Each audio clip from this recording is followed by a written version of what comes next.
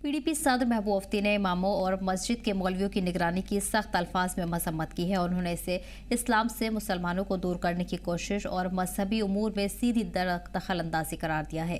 Media से बात करते हुए महबूब मुफ्ती ने सवाल उठाया कि मजहबी निगरानी सिर्फ मुसलमानों तक ही महदूद क्यों रखी जा रही है। उन्होंने कहा कि अगर निगरानी करनी ही है तो पहले मंदिरों का जायजा लिया जाए, पुजारियों की तफसीलात, अंदरूनी हिस्सों तक पहुंच और दर्शन के नाम पर होने वाले पैसों की जांच की जाए। महबूब मुफ्ती ने कहा कि मस्जिदों में ऐसे हमले मौजूद नहीं हैं और पुलिस के पास पहले से ही जम्मू कश्मीर के मजहबी इदारों से मुतल्लिक जमीन और इदारे की डिटेल्स मौजूद है। उन्होंने इल्जाम लगाया कि आधार कार्ड, तस्वीरें और इमामों की प्रोफाइलिंग का नया अमल मुसलमानों में खौफ पैदा करने की सोची समझी साजिश है।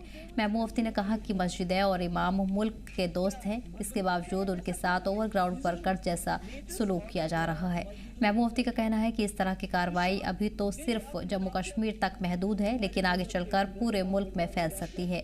उन्होंने इस मुद्दे पर उमर अब्दुल्ला की क़यादत वाली नेशनल कॉन्फ्रेंस हुकूमत की खामोशी पर भी सख्त तनकीद की। सबसे पहली बात तो ये है कि पानी को हथियार बनाना इंसानियत के खिलाफ है। ये पाकिस्तान या किसी और मुल्क के, अगर किसी मुल्क के साथ भी हमारा पानी चला जाता, उसको बंद किया जाएगा, मैं समझती हूँ इंसानियत के खिलाफ है। अगर उसके बावजूद भी उमर साहब वही लाइन टॉक करना चाहते हैं जो बीजेपी की है कि पाकिस्तान के लोग को तरसाना है पानी के लिए, और उमर साहब कहते हैं मैं इसके खिलाफ होंगे। मगर मैं उमर साहब से पूछना चाहती हूँ, जो आज तक हमारे पावर प्रोजेक्ट बने, जिनको 96-97 में फारूक साहब ने 8 हमारे पावर प्रोजेक्ट एनएचपीसी को दे दिए, जिसकी वजह से हमें बहुत बड़ा नुकसान हुआ।